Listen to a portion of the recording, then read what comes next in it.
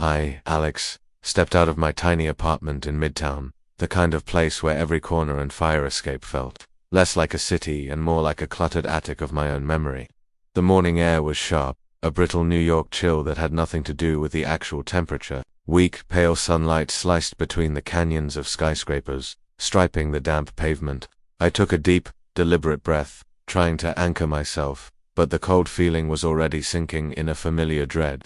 I knew it in my gut. Today was the day the axis tilted, the blare of a yellow cab horn, the frantic beat of hurried footsteps, the metallic scrape of a coffee cart, the city's perpetual, oblivious soundtrack played on.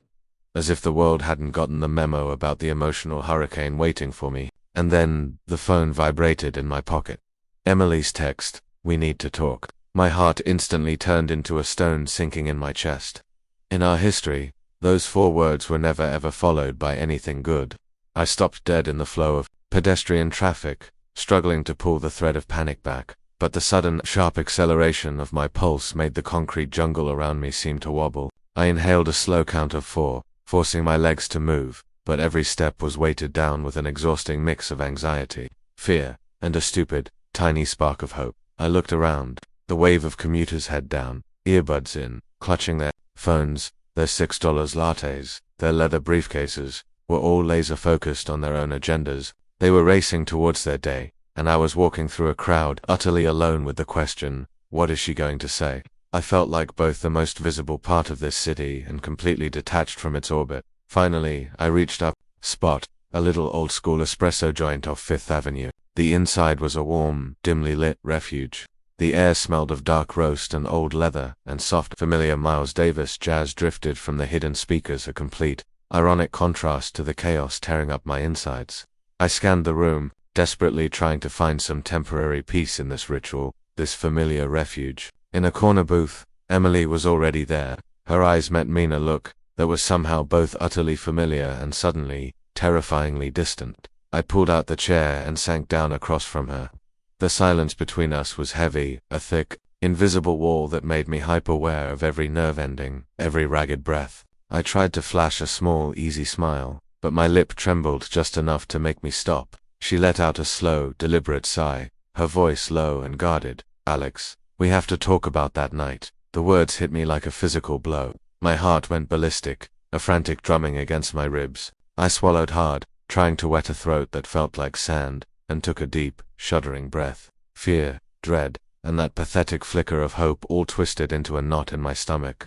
"Be strong, Alex. Be cool," I told myself, but the mantra was drowning in the noise. I started hyper-focusing on the background, on details I'd never noticed before, the way the light caught the steam rising from a customer's cappuccino, the unconscious, rhythmic wiping of the counter by the barista, the slight crack in the marble tabletop. Every detail became razor-sharp, underscoring my own isolated confusion. The light hum of casual chatter from the other tables seemed to push me further away. Emily began to nervously tap her fingernail against the porcelain mug, a tiny, restless rhythm to tell that she was fighting her own internal battle. Part of me wanted to just blurt it out. Why? What happened? But I was paralyzed by the answer.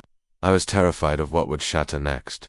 The moments stretched unbearably thick, and every beat of my heart, every intake of breath, felt amplified. I absorbed my surroundings through the lens of my own dread, the chime of the door opening, the whisper of someone calling a name, the way the low sun caught the auburn highlights in Emily's hair, it all funneled down, pressing me to finally face the truth I'd been dodging for weeks. Outside the window, the traffic roared on, the workers hustled, but I was marooned. The emotional undertow pulled me, confusion, panic, fear, hope, resignation all mixing into a feeling of absolute suffocation. I knew this moment was the pivot point, and I, Alex, had to decide if I would face the music or just run.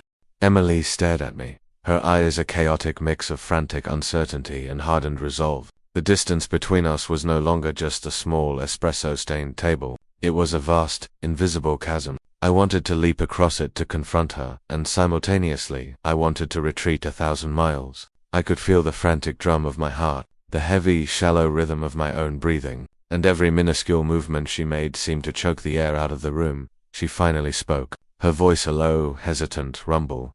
"Alex, I know we've been avoiding this for too long. I can't pretend things are fine anymore." My heart stopped its frantic pace, seizing up completely. The reflexive question, what things, what happened, was ready to tear out of my throat, but then she dropped her gaze, her shoulders barely trembling. Seeing her like that broken, a tidal wave of memories hit me. The cold morning coffee together, those bundled up nights in our cramped apartment, the easy laughs, the low-key promises, all of it now felt like cheap paper about to be shredded. Part of me screamed to get up, swipe the table clear, and walk out into the noise of Fifth Avenue. But the other part, the core of me, needed the truth, no matter how toxic it was. Emily looked up again, her eyes glistening, and the words were a whisper of glass. Alex, I lied about that night. I never wanted you to find out, but you deserve the truth. My stomach plummeted. The chaos of my emotions erupted. Scalding anger, a hollow disappointment, a crushing sense of betrayal, all somehow mingled with a deep, sickening compassion for her pain. I glanced around the coffee shop again. Everything remained placid, the world outside this booth completely oblivious to the catastrophic damage unfolding. I sucked in a deep, burning breath, trying to steady the violent tremor in my hands and my chest. My heartbeat felt loud, deafening. My breaths were heavy, and every glance from Emily felt like a laser cutting into my deepest vulnerability. She began to tell the story, her voice wavering but determined, the uncomfortable truths I'd always suspected, the actions I'd been blind to, the pathetic reasoning behind her secrecy. Each confession was a fresh knife twist in my guts, but I was rooted to the spot. I had to hear the whole damn thing. I had to understand the scale of it. At times she fell silent, staring at the scarred wooden table, and I could see her own wrestling match with guilt and regret. I wanted to say something to comfort, to lash out, to scream, but I couldn't find the entry point. It was too dense, too messy. The sheer physical tension between us shrank the large cafe down to just two people trapped in a swirling vortex of regret. I fixated on the micro details, the way the overhead light caught the dust motes dancing near her head, the faint shudder of her exhale, the gentle bubble of foam dissolving on her neglected latte. It all became vividly, painfully alive, underscoring that every choice, every word, every failure had led us here. A few more excruciating minutes passed without a single sound from me, only the low, mournful saxophone of the jazz and the clatter of china from the counter. I closed my eyes for a fraction of a second, pulled in a massive lungful of air, and found my anchor. Then, I opened my eyes, locked onto hers, and my voice came out, raw and gravelly. Emily, I need all of it. No filtering, no half measures. She nodded, tears finally pooling in her eyes, and she continued, detailing the events, the decisions, the missteps, the lies of omission. With every piece of the narrative, I felt the conflicting urge to get up and walk away forever, and to reach across the table and pull her close. I realized this wasn't just about our relationship. It was about the fundamental way I would view myself and the world from now on. My emotions were a furious, chaotic blur: anger, affection, disappointment, fear, a glimmer of desperate hope, all swirling together. I had no roadmap for this kind of brutal, necessary honesty. I only knew one thing: this was the point of no return. Every decision, every action, every word spoken from now on would chart the rest of our lives.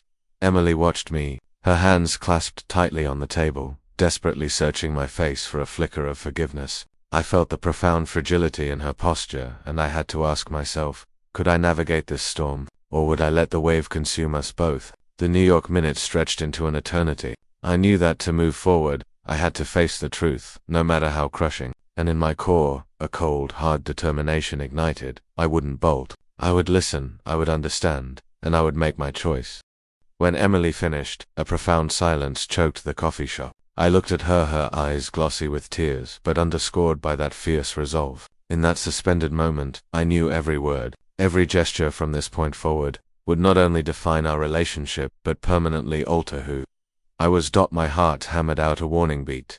Decision point. I drew in a ragged breath, trying to steady myself, but the chaos inside was a tidal force. I saw flashes of our past, the easy smiles, the late-night arguments, the long, quiet omissions I had conveniently overlooked. Now, they were all fueling a bonfire in my gut. I need space.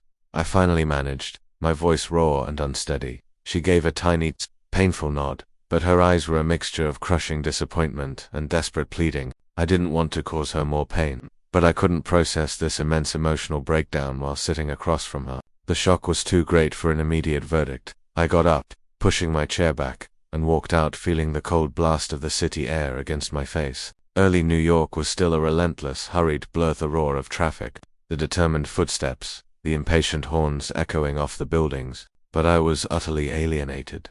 Standing in a world where everything proceeded normally while I fought a raging storm within.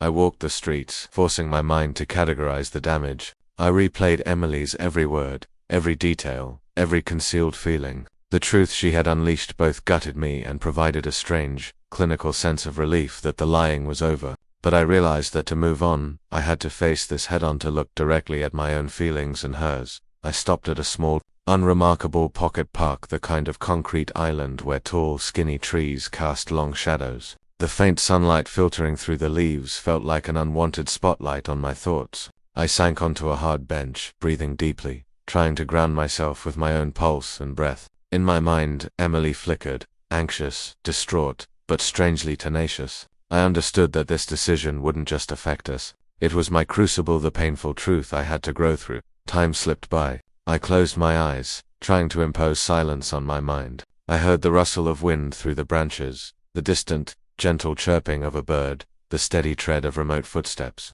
All normal, yet my heart had never felt so violently abnormal. Every beat, every exhale, demanded that I prepare for the confrontation. I stood up, the movement heavy, but inside, a cold resolve was setting. I wasn't going to run. I would listen to the end, understand everything, and make the final decision, no matter how much it cost. When I returned, Emily was still there, her eyes filled with anticipation, worry, and fear. I took a deliberate breath and sat down across from her, fully present this time. This was the point of no return for both of us. I fought to keep my composure, locking eyes with her, noting the layered emotions, worry, fear, remorse, and that spark of hope. The small details of the cafe, the specific smell of the coffee, the quiet jazz, the clinking of china intensified the reality of the moment. Emily took a shaky breath, whispering, "Alex, I made a mistake, but I can't lose you." My chest tightened again. I felt the surge to both hold her close and scream my fury. Everything was a dizzying, suffocating mix. I closed my eyes for a beat, drawing a long breath. I realized the crucial thing. To proceed, I didn't just need to forgive Emily. I needed to forgive myself for having been complacent, for letting things reach this critical mass. A powerful determination solidified. I would face this storm, even if it broke my heart. The moment lingered, heavy and profound, yet pregnant with possibility. I knew that from this second, my choice would dictate the future, not just of our relationship, but of my own character. And I, Alex, was finally ready to step into the eye of the storm. As I settled back across from Emily for the second time, the coffee shop's low hum seemed to mute, leaving a silence so profound I could hear the frantic rhythm of my own heart. Emily watched me, her eyes shining, her hands resting on the table, shaking, but strangely resolute. The gravity of this moment was immense. Every passing second stretched into minutes, forcing us to confront the deepest, rawest parts of our emotional core. "Emily, just tell me everything. Now," I rasped, fighting the tremor in my voice. She took a shuddering breath, her gaze darting past the pane of glass at the endless stream of hurried people before settling, fiercely, on mine. In her eyes, I saw not just anxiety, but a crippling fear, a deep remorse, and a tiny, desperate flicker of hope. Emily began to speak again, her voice wavering yet definitive. She recounted the remaining events, the specific decisions, the small actions she had meticulously concealed. Each word was a fresh, internal laceration, but I remained utterly still. I had to listen. I had to understand. I realized that the truth was often more brutal than the suspicion, and confronting it required an agonizing bravery that in those stretched moments, I wrestled with every possible emotion: white-hot anger, bone-deep disappointment, a crushing pity for her, and utter confusion. I wanted to yell, I wanted to hold her hand, I wanted to smash the table and run all at once, but I did nothing, letting the confessions flow naturally. Refusing to break the tension of this critical juncture, Emily looked up, tears finally overflowing, her voice barely a whisper. "Alex, I was wrong. I don't want to lose you, but I'm terrified it's already too late." I felt a knot tighten in my throat, a sense that the weight of the entire world had settled on my shoulders. Every word, every gesture was heavy, saturated with both hope and despair. I recognized that she wasn't the only one battling. I was being pulled under by the same storm. I glanced out the window at the gleaming skyscrapers, the bustling crowd, everything moving forward as if perfectly normal. Yet inside, I absorbed every minute detail: the light catching the auburn strands of Emily's hair, her faintly trembling breath, The soft sizzle of foam on the coffee, the melancholic low of the jazz. Everything became hyper-focused, underscoring the severity of the choices and consequences looming over us. I fought for calm, but my mind was a chaotic mess. I asked myself, if I forgive her, if I agree to keep going, can we actually recover? If I walk away, will I regret not fighting for this? The questions slammed into me, each one heavier than the last. Emily, I don't know what to do right now. I need time to process, to make a decision, I managed, my voice strained but forcing out the truth. She nodded weakly, her eyes still glazed with worry, pleading, and a shadow of hopelessness. I knew I couldn't dodge this any longer. I had to face not just her, but the man looking back at me in the glass reflection.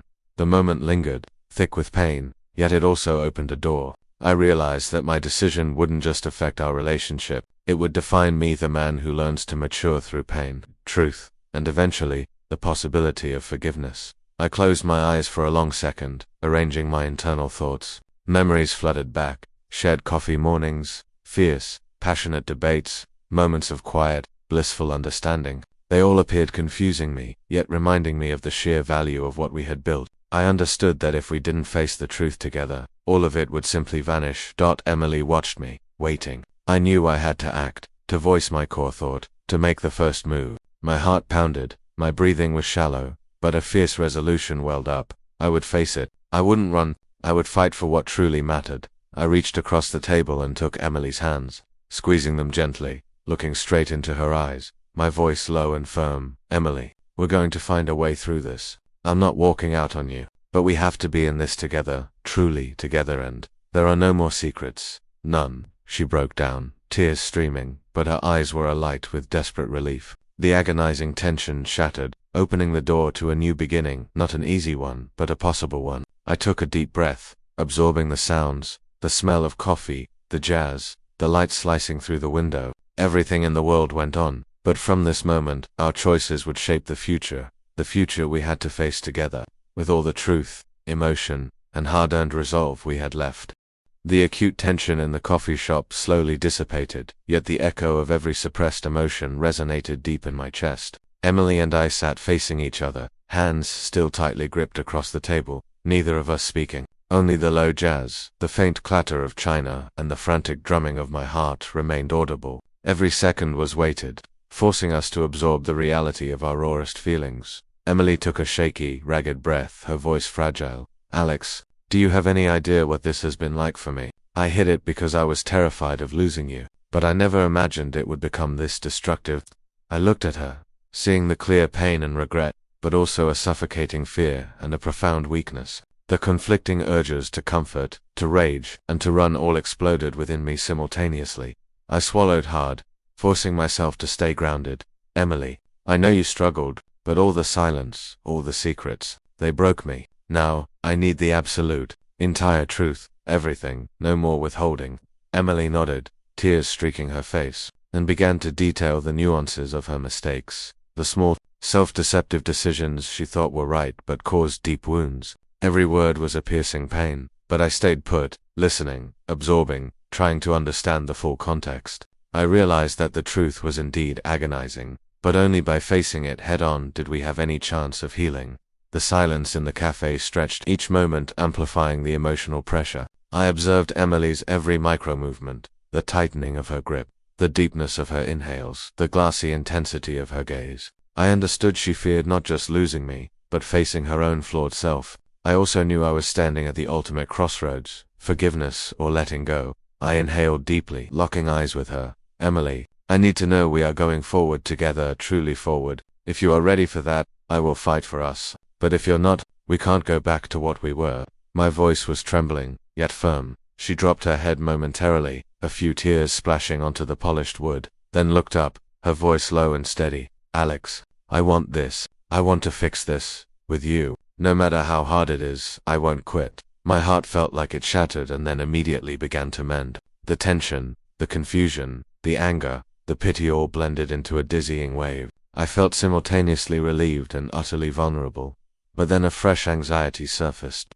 I looked at Emily and sensed she wasn't entirely settled. I realized she was still battling herself, fearing that I might leave at any second. I squeezed her hands tighter. a conscious effort to transfer strength and reassurance through physical contact. The moment held, time suspended. No more words were needed. Everything was conveyed through the locked eyes, the tight grip, the synchronized, pounding hearts. I knew the road ahead would be brutal. The hurdles, the doubts, the inevitable slips, they were all coming. But at least now, we had chosen to face them as a unit. Emily sighed, her voice barely a whisper. Alex, thank you for not giving up on me. I squeezed her hands again, my voice low. Emily, don't thank me. Thank us for refusing to quit. Yet, my mind wouldn't rest. I began to cycle through the past. All the arguments, moments of sudden withdrawal, the times I felt detached and confused without knowing why. All those moments appeared like a slow-motion replay, making me angry, compassionate, and terrified all at once about whether we had enough strength left to overcome it. I recalled our easy coffee mornings, the heated political debates, the moments of comfortable silence. It was all her, and it was all us. I knew that if we didn't confront the whole truth, everything would dissipate, vanishing forever into the noise of the city. Emily looked at me, waiting for the final, unspoken confirmation. I took a full breath, my gaze deep in hers. Emily, we're doing this together. Not perfectly, but honestly together. And there are no more secrets. She finally sobbed, tears flowing freely, but her eyes shone with absolute hope. The agonizing storm had passed, leaving behind a fragile peace, but also an indelible mark. I knew that from this moment, our choices would shape the future we had chosen to face together, armed with the whole truth, raw emotion, and shared resolve. The momentary calm in the coffee shop dissolved instantly, replaced by a fresh, bracing wave of tension. I realized that every promise, every commitment made, now had to be validated by real action. No more words, no more tears, no more pleading eyes. This was the crucible where our relationship would either solidify or fracture completely. Emily remained silent for a beat, her hands still locked in mine, her eyes scanning the rush of people outside the window, a world that felt utterly alien to the one we were now constructing. I knew she was debating, did she truly have the courage to trust me completely? Did she have the strength to walk forward knowing the old wounds were still festering? I took a deep breath, my voice low. Emily, it's not just about forgiving or continuing. We have to prove that we can handle anything. Are you ready for that test? She looked at me, the remnants of tears still on her cheeks, but her eyes hardened with resolve. Alex, I am. I want to face this all with you. No matter the pain, no matter the difficulty, I won't back down. A cool draft swept through the storefront, mingling the lingering jazz with the rich, burnt smell of espresso. The atmosphere reflected our inner state, fragile peace layered over intense apprehension. I knew we had to step outside the comfort zone of words to truly stress test our bond. We left the cafe, stepping onto the bustling New York street. Every step felt heavy, loaded with suppressed thought and emotion. I held her hand firmly, not just a gesture of comfort, but a vow I wouldn't let go. I would walk with her through whatever came next. On the crowded sidewalk, the street lights reflected in the storefront glass, creating long, distorted streaks of light. I looked at Emily, seeing the anxiety, the remorse, and the rising hope in her expression. I knew the next phase wasn't just about forgiveness, it was about facing the past, the people who were complicit in our pain, and the difficult choices ahead. We stopped in front of the monolithic office tower where Emily had worked the genesis of the secret. Her old fear flared up. She spun toward me, her voice trembling. Alex, are you sure you want to do this? I'm scared everything will reset back there. I squeezed her hand tight, my voice steady. Emily, fear is rational, but we can't run from the source. If we're truly going to do this together, we have to face it all. No avoidance, no hiding. She took a massive gulp of air, then nodded once. We walked into the lobby, every step making my heart pound louder. Each movement was a challenge, confronting the memory, the shame, the doubts that had consumed us. Every nerve in my body screamed with tension, yet was anchored by grim determination. As we rode the elevator up, ascending to her old floor, the memories flooded back. The mistakes, the flawed decisions, the colleagues and the setting that had contributed to the pain. We stepped out onto the polished floor, near the anonymous cubicles. Emily lowered her head, her voice raw. Alex, I don't know how you're going to react being here. I held her hand firmly, looking straight into her eyes. Emily, I won't leave you, but we have to face it all, even the ugliest parts. We stood there, suspended between old memories and the fragile present. In that moment, I felt a potent mix of terror and immense power. Terror that we might fail, but power because we were standing together. I knew this was the true climax. where every decision, every emotion, every challenge would determine our future. Emily took a deep, deliberate breath, tears blurring her vision, but her eyes shone with an undeniable resolve. Alex, I'm ready. We'll get through this.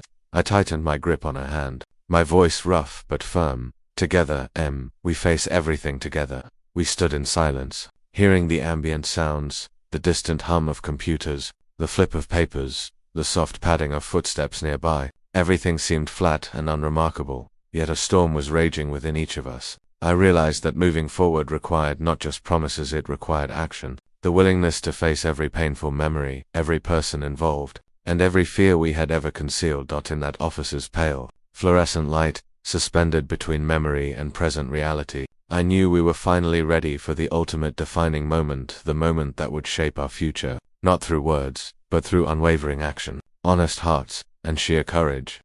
We stood in the old office space, the pale light filtering through the window, everything around us hushed and still, yet inside both of us, a chaotic storm of suppressed emotion raged. Every breath was tight, every heartbeat a loud, quick drum. I looked at Emily, seeing hope, regret, fear, and sheer determination all fused into a strange, potent strength. Emily took a deep breath, her voice shaky but conclusive. Alex, I'm ready. We aren't backing down. I will face every bit of pain, every piece of the past, just so we can have a real chance.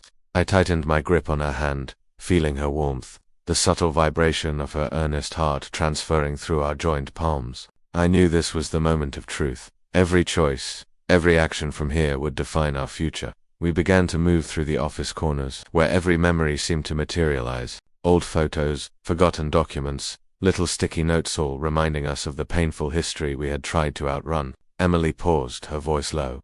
Alex, all these memories, I'm scared they'll hurt you. They'll hurt us. I looked deeply into her eyes, my voice low and steady. Emily, what's done is done. We can't erase it. But if we're ready to face it, we won't let the past dictate our future. We rewrite our story now, with honest actions and an honest heart.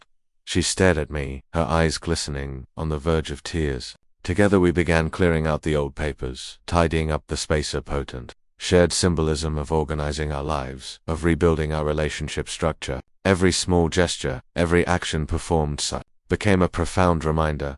We were choosing to confront and move forward, abandoning secrecy and fear, stepping out of the building. The bright sunlight hit the bustling New York street. I felt the wind lift Emily's hair, smelled the distant coffee aroma, heard the cars, the footsteps. Everything seemed sharper, witnessing the deep internal shift we had undergone. I pulled Emily close, my voice rough but warm. Emily, we're moving forward, even if the road ahead is a damn obstacle course. I'm not leaving you, she smiled, the last of her tears drying on her cheeks. Alex, I'm not leaving you either. I'm ready to face everything, with you.